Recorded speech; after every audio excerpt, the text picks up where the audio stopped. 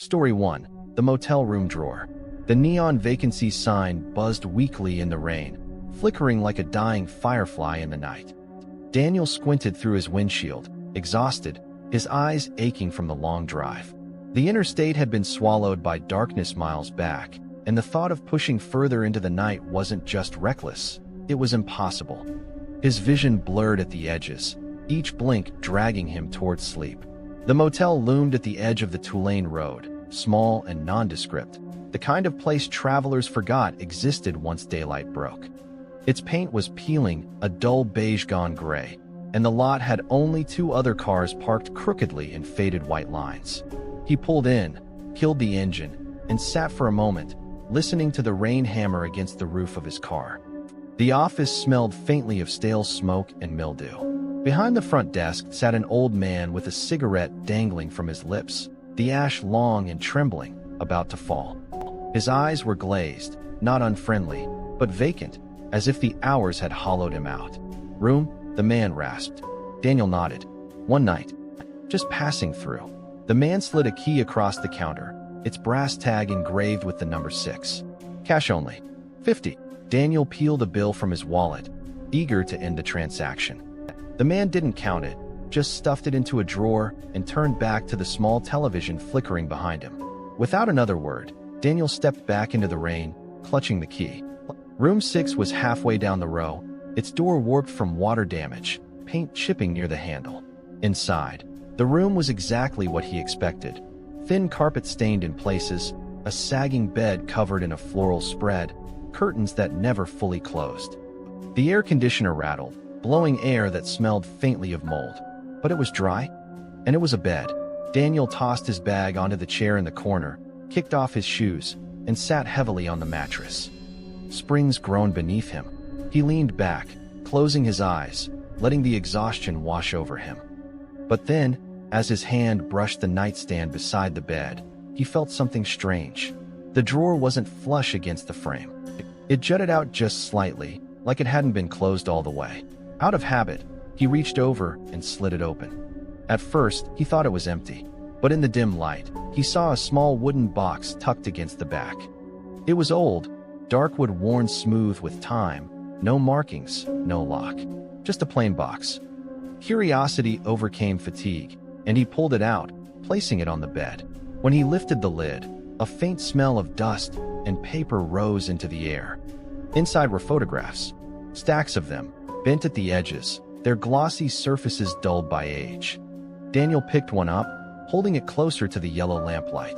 The photo showed a man asleep in a bed. Not this bed, but a bed like it, plain sheets, cheap furniture in the background.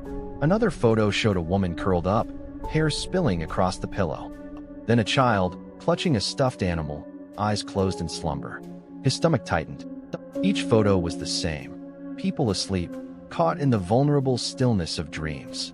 He shuffled through them, unease growing with every image. None of the subjects seemed aware. None looked posed. These weren't family snapshots. They were candid. Stolen. His hands trembled as he flipped to the last photograph in the stack. It was him. Daniel's breath caught in his throat. He stared, unblinking, at the photo of himself lying in the very bed he sat on now. His face slack in sleep, mouth slightly open, the sheets pulled to his chest. The photo was crisp, recent. He hadn't even been here an hour. The air in the room shifted, colder somehow, the hum of the air conditioner now sounding like a distant growl. He dropped the photo, heart racing, eyes darting around the room. The curtains, had they moved? He stood, ripping them open. Darkness stared back, just the rain-slick parking lot. But someone had taken that picture. Someone had been in this room. The box lay open on the bed, its photos scattered. Daniel backed away, toward the door. He gripped the handle, ready to leave, when a sound froze him. A click. Soft. Behind him. The drawer of the nightstand was slowly sliding shut. His breath came shallow, panic clawing at his chest. He spun, eyes wide, but the room was empty. Empty but wrong. The corners seemed darker, the shadows thicker. He forced the drawer open again, desperate to prove to himself it was just his imagination. The box was gone. The photographs too. Daniel stumbled back, hitting the door with his shoulders. His hand scrambled for the lock, but before he could twist it, the lamp flickered. Just once, then again, and then it went out. The room drowned in blackness. Daniel fumbled for his phone, thumbs shaking as he turned on the flashlight. The beam cut through the dark, landing on the bed. Empty. He panned across the carpet. Nothing. Then he turned toward the mirror on the far wall. For a moment, his brain refused to process what he saw. In the reflection, the bed was not empty. A figure crouched there, still and small, its hands clutching the wooden box to its chest. Its face was obscured, features blurred as though the glass itself refused to hold them. Daniel whipped around. Nothing was there. The bed was empty again. But when he turned back to the mirror, the figure had moved closer, crawling toward the edge of the bed, its head cocked unnaturally to one side. His scream caught in his throat. He tore the door open and bolted into the rain. The night swallowed him, neon buzzing weakly in the distance. Behind him, the door to room 6 slammed shut, the sound cutting sharp against the storm. He didn't stop running until he reached his car, fumbling with the keys, hands slick with rain and sweat. He jammed the key into the ignition, the engine roaring to life. As he sped from the lot, he couldn't help but glance into the rearview mirror. The room's curtain had been pulled aside. A face, pale and expressionless, stared out at him. And in its hand, held up to the glass, was a photograph. Even through the rain, he could see it clearly. It was a picture of him, sitting in his car, staring back. Story 2, The Late Night Caller. The phone rang at 2:13 a.m. Laura woke with a start, her pulse already racing. The red digits of the alarm clock glowed faintly across the room, bathing everything in their soft crimson light. She sat up, staring at the phone on the nightstand, the shrill ring cutting through the quiet of the house like a knife. Her first thought was emergency. No one called at this hour without reason. She fumbled the receiver to her ear. Hello. Static hissed back, faint at first, then clearing. A man's voice whispered, low and close, as if he were speaking from the other side of the bed. I know your secret. Laura froze, her mouth dry. Who is this? She demanded, her voice wavering. But the caller didn't answer. Instead, he laughed. Soft, drawn out, a sound like breath dragged across glass. Then the line went dead. The house was silent again, save for the thundering of her own heartbeat. Laura sat in the dark, clutching the phone, listening to the emptiness pressing in from all sides. Her mind reeled. Who would call her like that? What secret could they possibly mean? She had locked that memory away years ago, buried it so deep she hadn't dared speak it aloud since. There was no way, no one could know. And yet the whisper replayed in her ears, over and over, I know your secret. She barely slept, lying awake until dawn crept pale and thin through the curtains. When morning came, she convinced herself it was a prank. Maybe a wrong number, maybe someone trying to scare her. People did strange things on the phone at night. It was easier to believe that than the alternative, that someone had been watching her, listening to her, waiting until she was most vulnerable to strike. But that night, the phone rang again. 2:11 a.m. Her hand hovered over the receiver, her body trembling, torn between answering and letting it ring. But silence was worse. The not knowing was worse. She picked up. This time the voice was lower, raspier. You think you're safe in there. Who are you? She snapped, anger breaking through the fear. You know me, the caller whispered. I've always been here. The line went dead again. Laura sat in the living room for the rest of the night, all the lights on, staring at the windows as rain pattered against the glass. Every sound felt amplified, the creak of the floorboards, the hum of the refrigerator, the faint tick of the clock. She caught herself checking the locks 3 times, then 4, then again 15 minutes later, her mind spiraling into paranoia. By the 3rd night, the calls had become ritual. 2:09 a.m. This time, the whisper was different. Softer, almost tender. Do you remember that night? Her blood ran cold. She knew exactly which night he meant. Years ago. Another town, another life. A mistake that had haunted her ever since. She had never told a soul. Not her parents, not her closest friends, not even herself if she could help it. But here was this voice, dragging it back into the light, pronouncing her guilt like a sentence. She slammed the phone down and curled into herself on the couch, her body shaking uncontrollably. The whisper echoed in her head until dawn. By the end of the week, Laura was unraveling. She barely ate. She barely slept. Shadows under her eyes deepened into hollows. She unplugged the phone, thinking she had outsmarted whoever it was. But at 2:12 a.m., her cell phone lit up on the nightstand. Private number. Ringing. Her hand hovered over it. Her breath caught. She answered. The voice was different again, mimicking hers, like someone had recorded her speaking and played it back with slight distortion. "I know your secret," her own voice whispered. She dropped the phone, recoiling as if it had burned her. The call ended instantly. The screen went dark. And yet, somewhere in the house, another phone began ringing. Not hers. Not the landline. Somewhere else. Laura stood in the hallway, shaking, trying to pinpoint the sound. It seemed to come from every direction at once. Downstairs, upstairs, even inside the walls. She stumbled toward the basement door, heart pounding. The ringing grew louder, sharper, until she couldn't tell if it was real or in her head. With trembling hands, she pulled the door open. The basement steps yawned down into blackness. The ringing stopped, and then the whisper came again. This time, it wasn't on the phone. It came from below. "I know your secret." Laura slammed the door shut, locking it, pressing her back against the wood as tears streaked down her face. She stayed there until morning light broke across the windows, every muscle in her body rigid with terror. She thought about the police. But what could she say? Someone knew something they couldn't possibly know?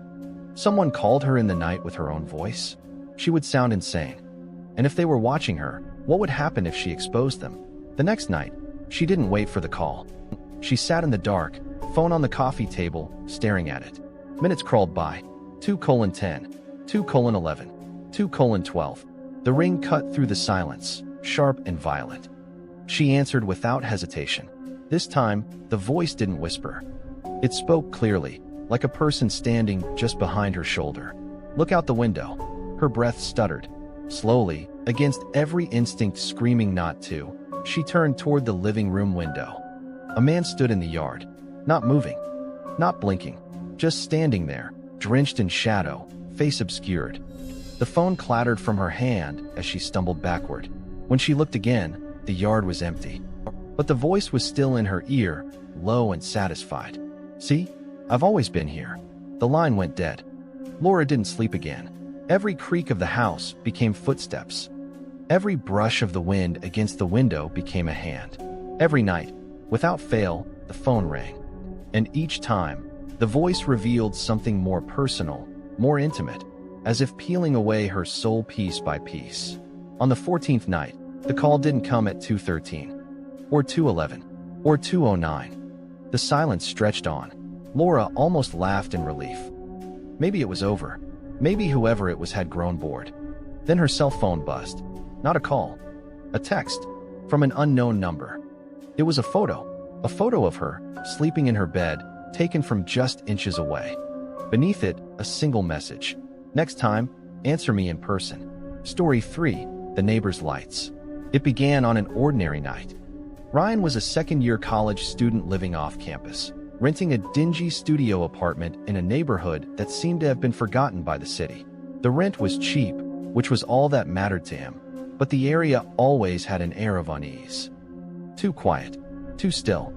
Across the narrow street sat an old house, boarded in places, its paint peeling, the front lawn choked with weeds that reached up like gnarled fingers. Ryan had never seen anyone go in or out. During the day, the house looked dead, abandoned, like it had been left to rot decades ago. But every night, exactly at 3 a.m., the lights came on. Ryan first noticed them after pulling an all-nighter for an exam. The streets had been dark and empty, the only sound the hum of his computer fan. Then, right as the clock on his screen flicked to 3 o'clock, a dull orange glow filled the windows of the house opposite his.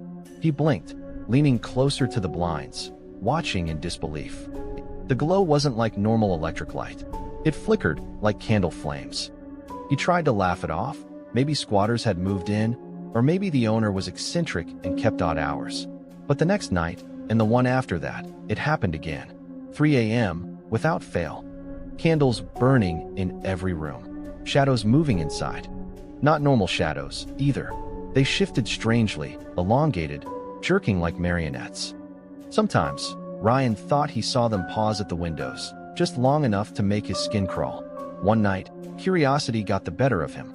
He pulled his old pair of binoculars from the closet, the ones he used at football games, and sat by the window, waiting. At 2:59, the house across the street was a corpse, lifeless, black against the night. At 3 o'clock, the windows bloomed with orange glow. Ryan lifted the binoculars, his pulse quickening. The candles burned on the windowsills, dozens of them, their flames bending in unison though the air was still. The shadows moved between them, thin, angular shapes, too tall for humans, too bent for animals. And then one of them turned toward him. Ryan gasped, lowering the binoculars. The window across the street was empty. No figure, no shadow, nothing but wavering candlelight. But the feeling of being watched clung to him like a second skin. The next morning, he told himself he'd imagined it. Sleep deprivation, stress, too much caffeine. He even walked across the street, standing on the cracked sidewalk in front of the old house. Up close, it looked worse. Boards nailed over the front door, windows grimy, roof sagging. No way anyone lived there. And yet, when he cupped his hands against the glass of the front window, he saw wax drippings on the sill. Fresh, pale wax. His stomach dropped. That night, Ryan tried to force himself to sleep early, but something pulled his eyes open at 2:59. He lay there, paralyzed, waiting. The glow appeared. He couldn't stop himself. He reached for the binoculars again, heart hammering.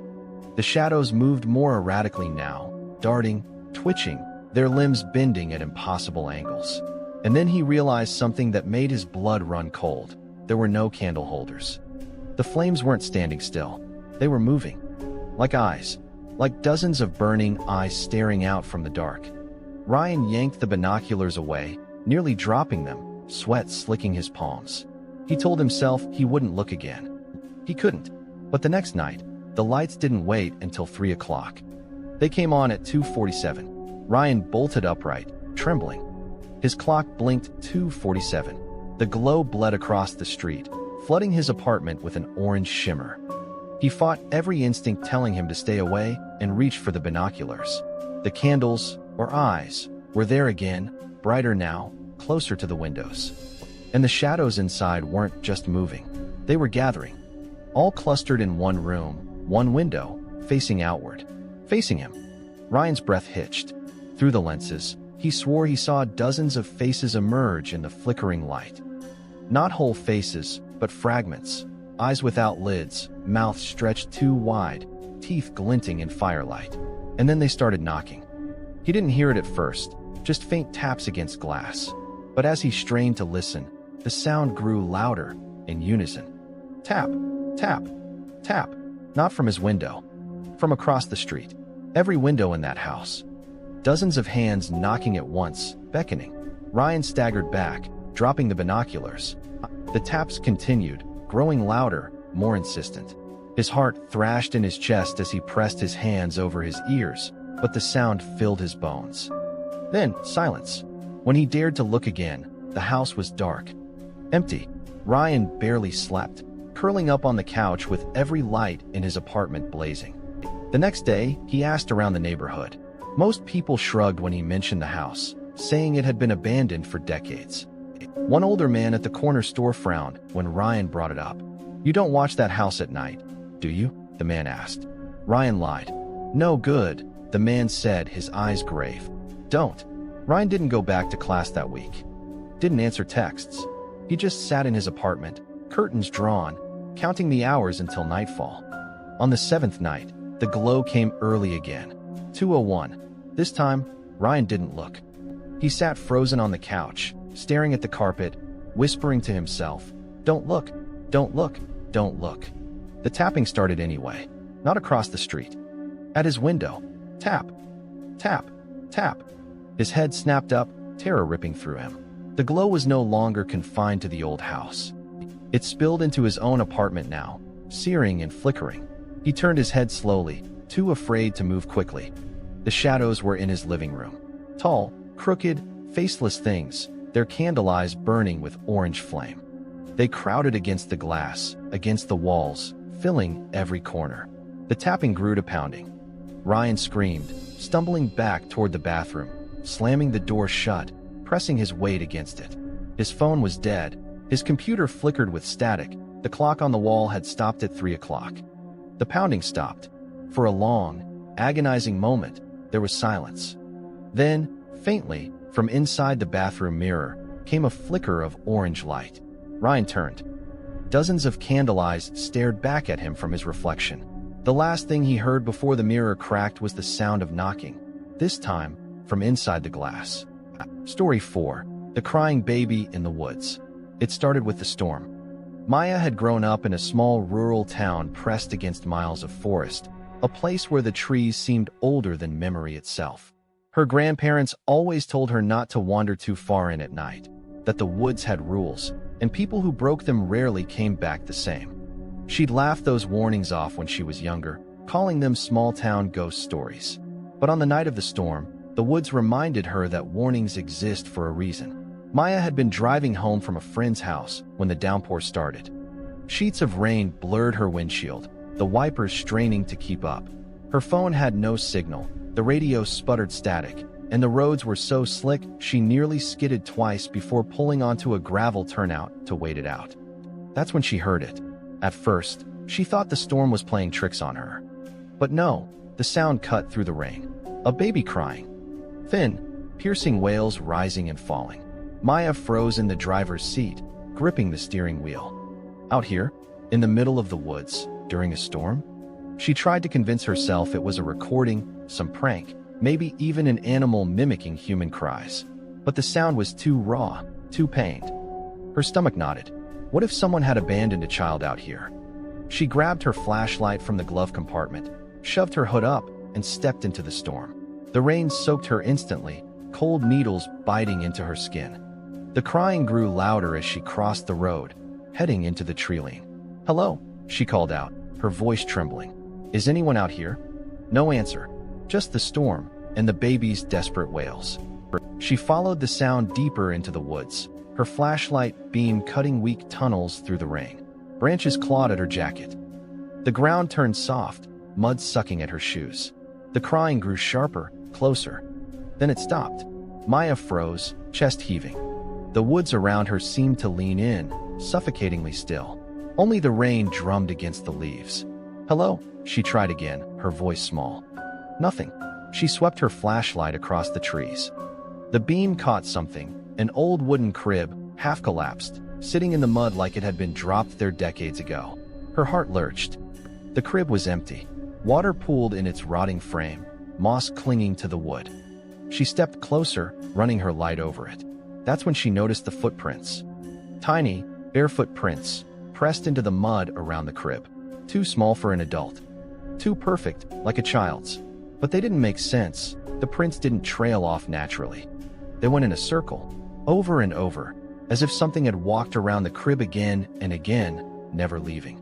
Maya stumbled back, while rising in her throat. The baby cried again. Not from the crib, from behind her. She spun, flashlight shaking. The beam hit trees, brush, nothing else. The crying moved, closer, circling, weaving through the forest around her. It wasn't just one baby anymore. It was several, crying from every direction. Her instincts screamed at her to run. She bolted, splashing through mud, branches whipping her face. But the cries followed, multiplying, louder, closer, chasing her through the storm. She tripped, crashing hard to the ground, mud filling her palms. Her flashlight rolled away, beam spinning wildly until it landed on something ahead of her. A woman, pale as moonlight, standing barefoot in the mud, her hair plastered to her face by the rain. She wore a tattered white gown, her arms cradling something swaddled in filthy cloth. The crying came from the bundle. Maya staggered to her feet, heart pounding. "Oh my God, are you okay? Do you need help?" The woman didn't move, didn't blink. She just stood there, staring at Maya with hollow eyes. Then, slowly, she peeled the cloth back. Inside wasn't a baby. It was a bundle of wet sticks, knotted together with strands of hair. Yet the sound of crying poured from it, louder, shriller.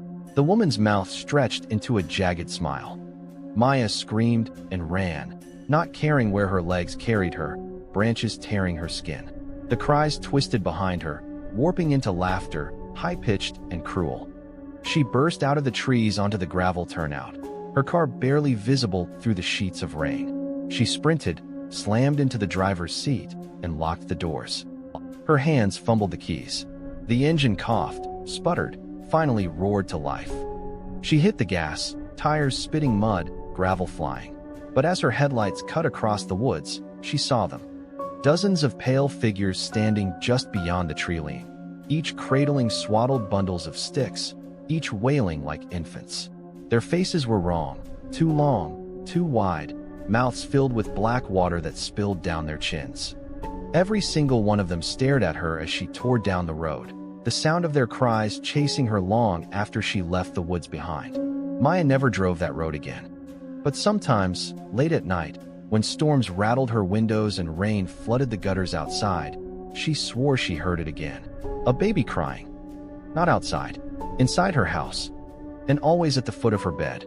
Story 5, The Rideshare Passenger. The night was thick with rain, the kind of endless downpour that blurred neon into watery streaks and made the city streets feel like an aquarium.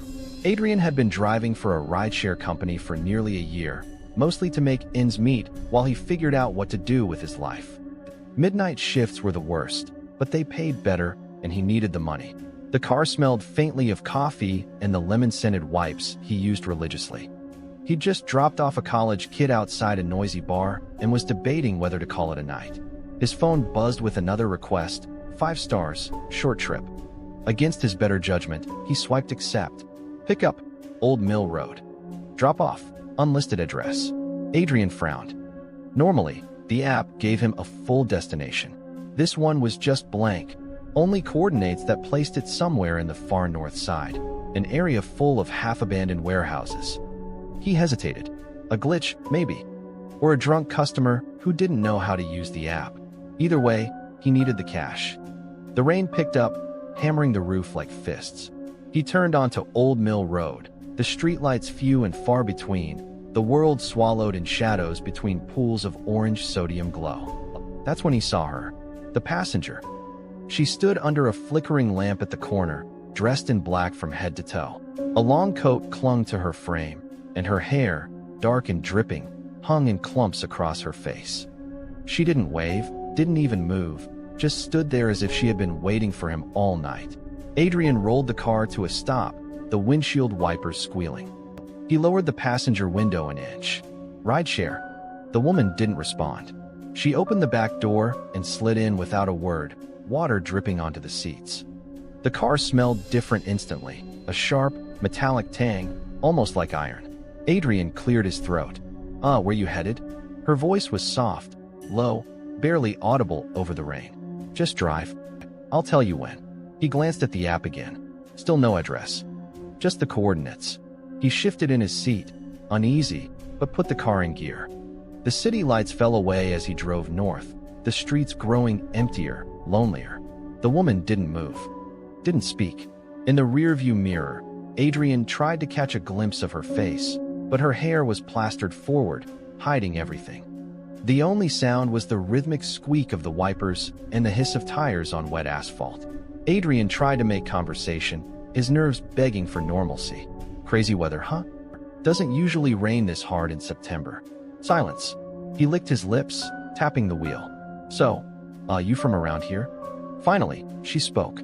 I used to be. The way she said it chilled him. Past tense, like she didn't belong here anymore.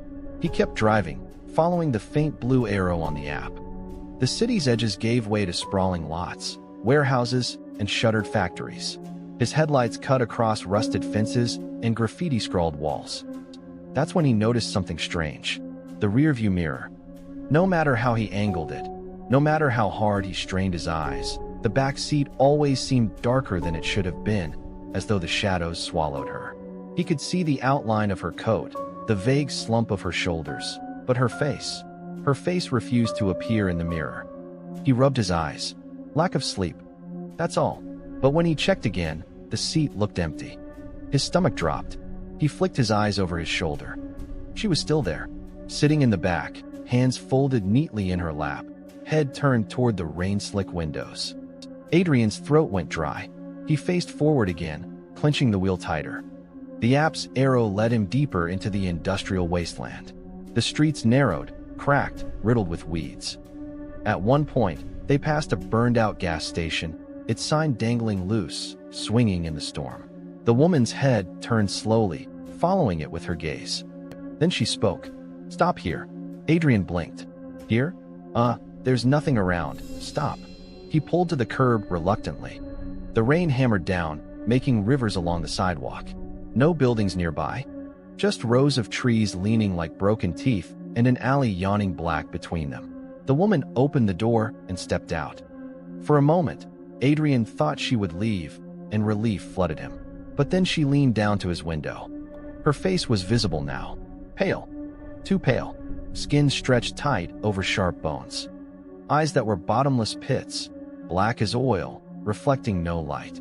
And her mouth smiled too wide, stretching inhumanly across her cheeks.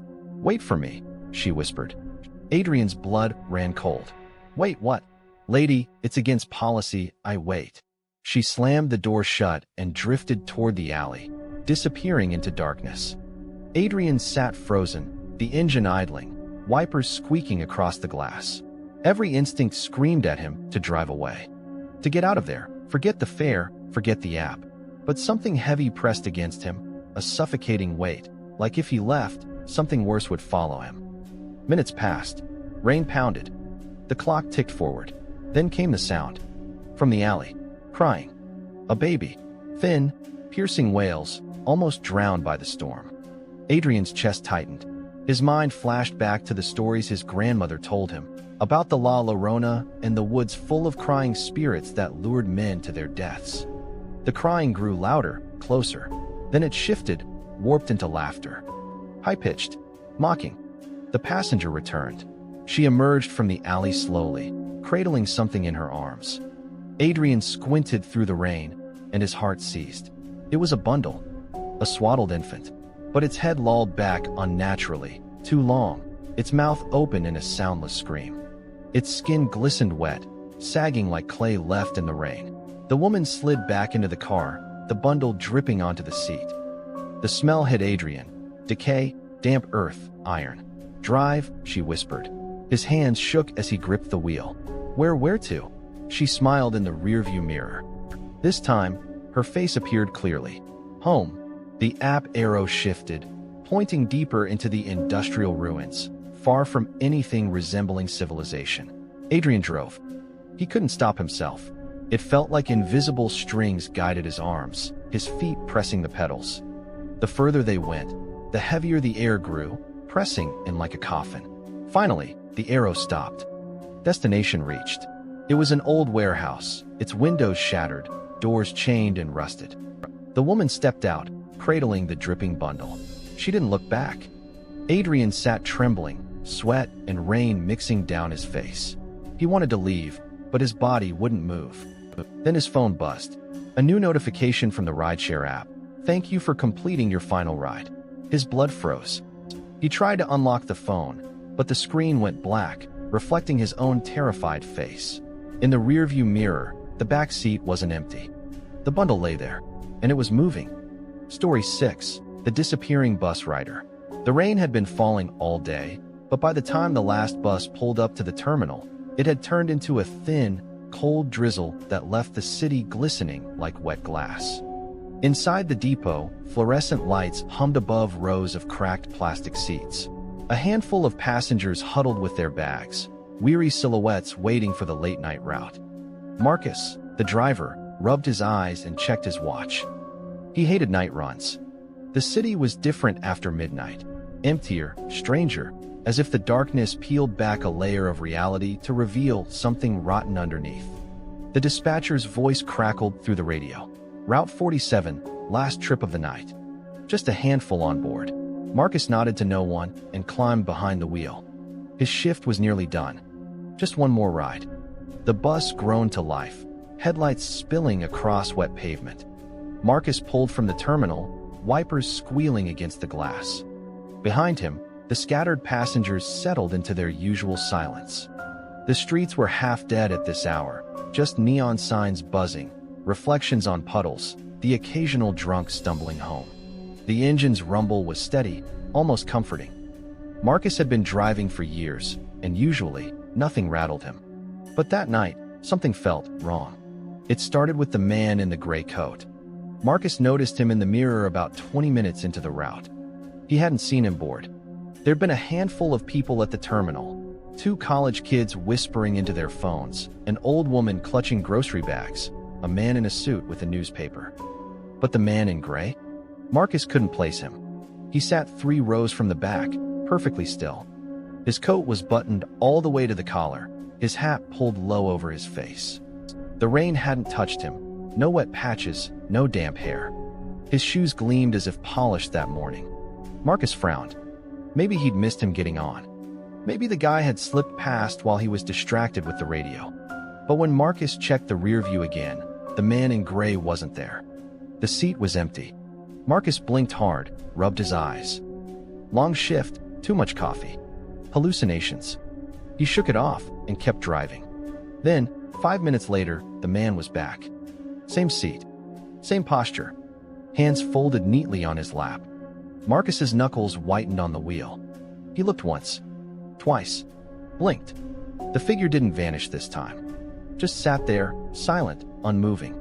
The old woman with the grocery bags got off at Maple and 12th. The college kids disembarked a few stops later, giggling nervously as they stepped into the rain. Soon, only Marcus, the man in the suit, and the man in gray remained. Marcus couldn't help glancing at him in the mirror every few minutes. The figure never shifted, never looked up, never breathed. At the next stop, the man in the suit stood, pressed the yellow tape, and stepped off into the drizzle. The bus door hissed shut. Marcus pulled away.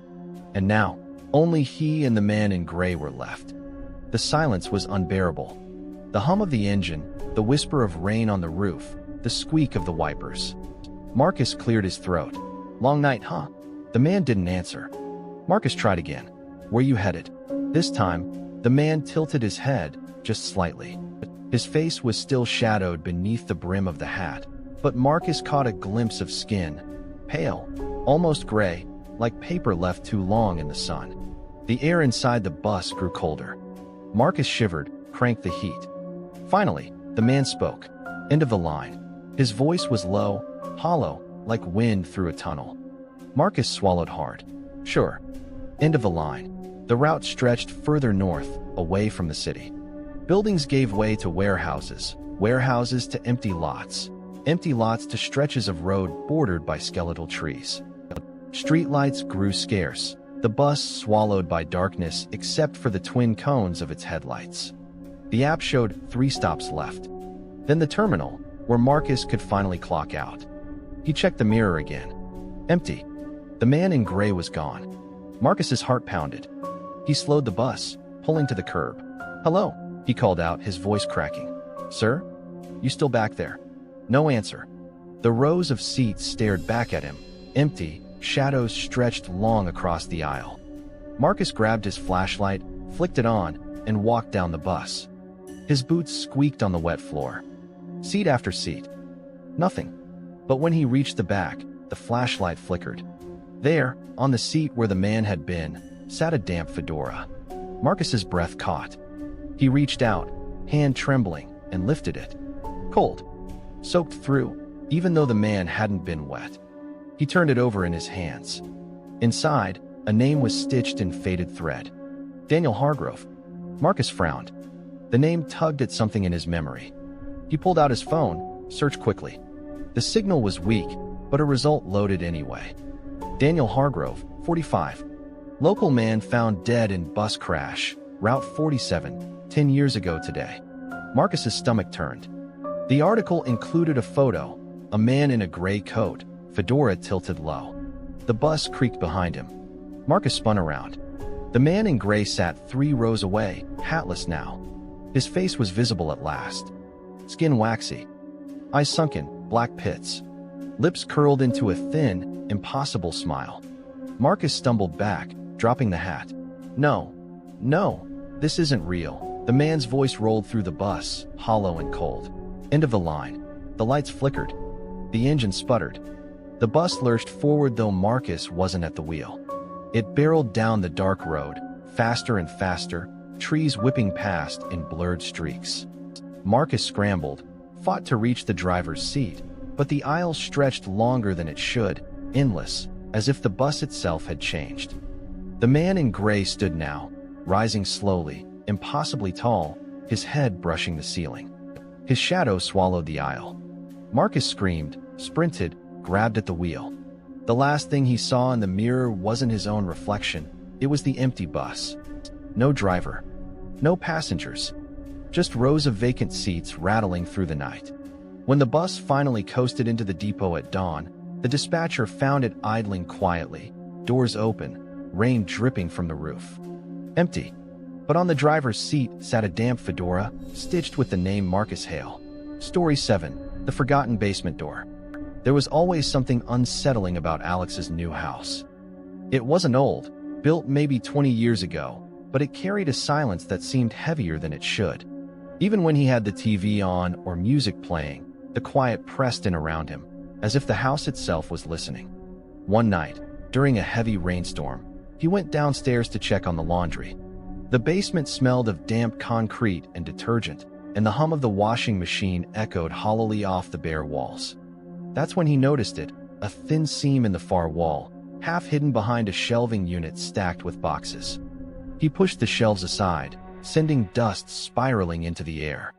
The seam wasn't just a crack, it was the outline of a door. A basement door he'd never seen before, flush with the wall, without a handle. His first thought was that it was a contractor's mistake, maybe a sealed crawlspace. But the outline was too perfect, too intentional. He ran his fingers along the edge, feeling a faint draft slip through, cold and stale. Something was on the other side. That night, Alex couldn't sleep. Every time thunder rattled the windows, he imagined the hidden door shaking with it, as if something inside was waiting for the right moment to get out. He told himself it was ridiculous. But then came the noise. It started faint, a slow, deliberate knocking. Not from the front door. Not from upstairs. From the basement. He froze in bed, straining to listen. The knocking grew louder, 3 sharp raps in a row. Then silence. He forced himself to breathe, trying to explain it away. Pipes, the storm, maybe the washer shifting. But deep down he knew. It was the door. The next day, he inspected it again. The draft smelled worse now, like rot and wet earth. He considered sealing it up for good, nailing plywood over it, but the idea of ignoring it scared him even more. That night, the knocking returned. This time, it was accompanied by a sound like whispering, low, muffled voices, as if several people were murmuring just beyond the wall. His skin crawled. He backed up the stairs, but before he reached the top, he heard something else, a faint scratching. From the other side of the door. Alex barely slept for the next week. He avoided the basement, piling laundry upstairs, keeping the lights on at night. But one evening, when the storm returned heavier than before, the noises escalated. The knocking was relentless now, pounding in sets of 3, shaking the wall. The whispers had turned into cries, angry, desperate. Then came the worst sound of all, the click of a lock. Alex ran downstairs just in time to see the outline of the door shifting, a line of blackness forming as it cracked open. A hand, pale, bloated, dripping water, slipped through, groping blindly. Then another hand. He slammed the shelving unit back into place, trapping the door shut. But the pounding didn't stop.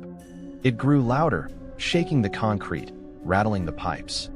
He thought the whole house would come down. And then, suddenly, silence. Days passed.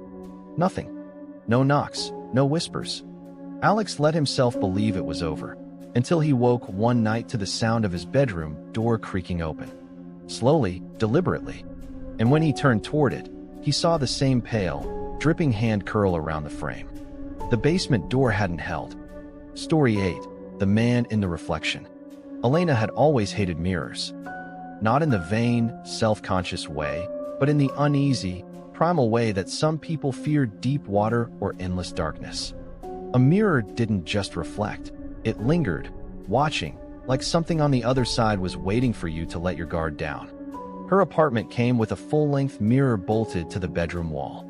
She thought about covering it with a sheet, but convinced herself she was being childish. Weeks went by without issue, until one stormy night when she noticed something strange. She had just brushed her teeth and was about to collapse into bed when she caught her reflection moving a half-second slower than she did. At first, she thought it was the flickering light bulb above. But when she leaned forward quickly, her reflection's head tilted back only after she stopped. Her heart thudded in her chest. She tested it again, raising her hand, lowering it. The reflection followed, but always just a breath too late. She backed away, telling herself she was overtired, imagining things. That night, she woke to the sound of glass tapping. Not rain, not branches. A soft, rhythmic tapping coming from the mirror. She sat up in bed and saw it. Her reflection, standing closer to the glass than she was, its hand pressed against the inside. She froze. The reflection smiled. The next morning, the mirror was normal. No tapping, no delayed movements. She almost convinced herself it had been a dream. Almost. Until she noticed a smudge on the inside of the glass, shaped like a handprint. Over the next few nights, things escalated.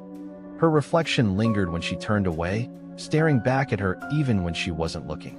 Sometimes it mouthed words she couldn't hear. Sometimes its eyes moved on their own, scanning the room behind her. On the fifth night, the tapping returned, louder, urgent.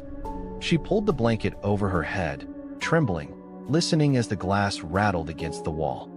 Then came the unmistakable sound of a crack. She peeked out. A thin fracture ran across the mirror's surface, jagged and black like a vein. On the other side, her reflection grinned wider, eyes hollow, teeth sharp. It raised its fist and struck the glass again. The crack spread. Elena bolted from the apartment, barefoot in the rain, leaving everything behind. When she returned days later with the landlord, the mirror was gone. Just a rectangle of clean wall where it had been bolted. But that night, in the hotel room where she tried to sleep, she went into the bathroom to splash water on her face. And in the small medicine cabinet mirror above the sink, just for a moment, she saw him again. Waiting.